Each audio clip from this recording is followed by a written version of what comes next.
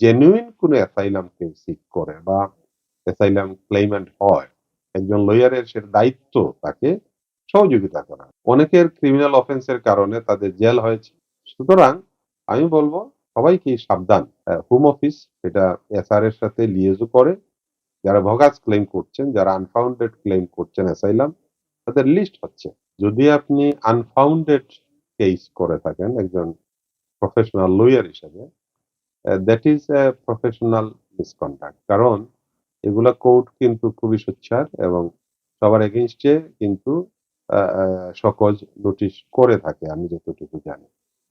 Second কথা হচ্ছে যে ফেব্রিকেটেড ক্লেইম যেগুলো বানিয়ে দেওয়া বা স্টোরি বানিয়ে দেওয়া বা কাউকে টিউটরিং করা কোনো অ্যাপ্লিকেন্টকে, that is a not only professional misconduct, this is a criminal offence as well. এবং সেটা প্রফেশনাল বডি তো তার লাইসেন্সটা স্ট্রাইক আউট করবেই, সেই সাথে তার ক্রিমিনাল লাইবিলিটিও কিন্তু সেটা চার্জ ফ্রেম করে সেটা ক্রিমিনাল ট্রায়াল হতে পারে। সো দুই দিক থেকেই এটা কোনোভাবেই অ্যাকসেপ্টেবল নয়। কারণ আমি এটা বলছি না যে 1951 এর কনভেনশন অনুযায়ী অ্যাসাইলাম ক্লেম করা যাবে না। এটা কিন্তু আহ, একেবারে ইউনাইটেড নেশনস কনভেনশন। কথাটা হচ্ছে তার জাস্টিফিকেশনটা কি?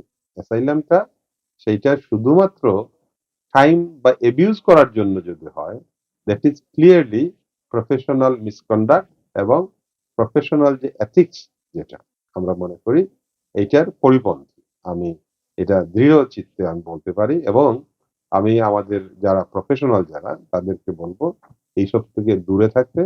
এবং যদি জেনুইন কোনো অ্যাসাইলাম কেউ সিক করে বা অ্যাসাইলাম ক্লেইমেন্ট হয়, একজন লয়ারের সেটা দায়িত্ব তাকে সহযোগিতা করা, লিগ্যাল অ্যাডভাইস করা বা সার্ভিস প্রদান করা।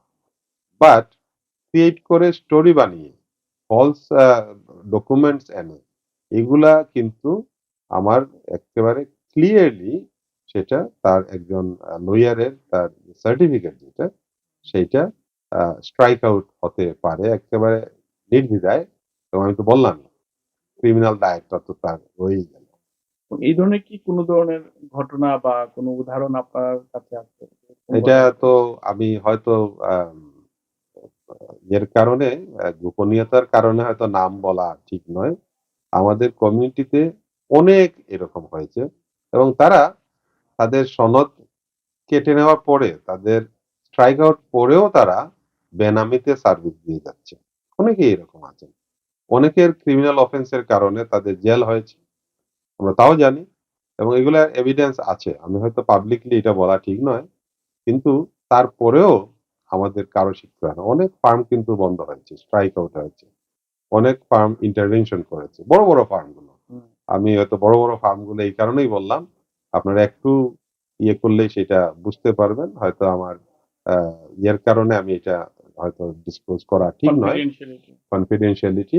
আপনারা যদি যারা আ জার্নালিজম এ যারা আছেন, যারা সংবাদ পেশায় আছেন, আপনারা একটু ঘাটাঘাটি করলেই এই নামগুলো কার কনভিকশন হয়েছে, কার সাজা হয়েছে, আমাদের কমিউনিটিতে অনেক পরিচিত মুখেরই হয়েছে। হয়তো অনেকেই সেইটা আমরা আ প্রকাশ করি না বা হয়তো আমরা দেখতে পাই না। বাট সবার জানা আছে।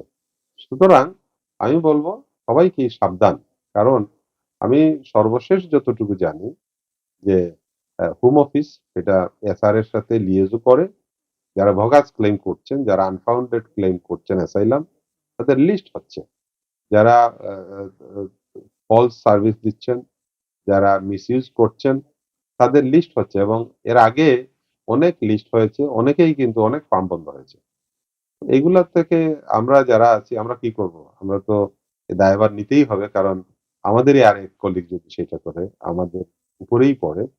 কিন্তু অ্যা আমি অনুরোধ করব এখনো সময় আছে। আপনারা সতর্ক হন এবং প্রপার প্রফেশনাল অ্যাডভাইস দেন। কোন ধরনের অ্যা অ্যা অ্যাবিউজ অফ দি প্রসেস যেটা। আর অ্যাবিউজ অফ দি প্রসেস যে আমি বলব কেন অ্যাসাইনমেন্টটা মারলেই ২ বছরের একটা কার্ড পাওয়া যায়। এটা কি অ্যাবিউজ অফ দি প্রসেস নয়? এবং হোম অফিসের এই ভিসা দুর্বল ভিসা নীতি সেইটাও বড় একটা কারণ। Professionally you are not allowed to do in that way. আপনার প্রফেশনাল এথিক্স রয়েছে, প্রফেশনাল কোড অফ কন্ডাক্ট রয়েছে। তো সেইটায় আপনার লিমিটস আছে। হুম। যে আপনি একজনের ক্লেইম যদি আপনি জাস্টিফাই করেন, he is making a truthful statement, he is providing evidence, তাহলে you can do this one. But আপনি তাকে শিখিয়ে, আপনি বানিয়ে, আপনি ডকুমেন্টস তৈরি করে হুম। ফলস স্টেটমেন্ট দিয়ে এগুলা কিন্তু প্রফেশনাল মিসকন্ডাক্ট। আমি সেগুলোর কথাই বলছি। মানে একটা মানবিক কাজ করতে গিয়ে আপনি আপনি আরেকটা দোষের কাজ আপনি করছেন। এইটা করতে পারেন না। এটা প্রফেশনাল এথিক্স এর পরিপন্থী।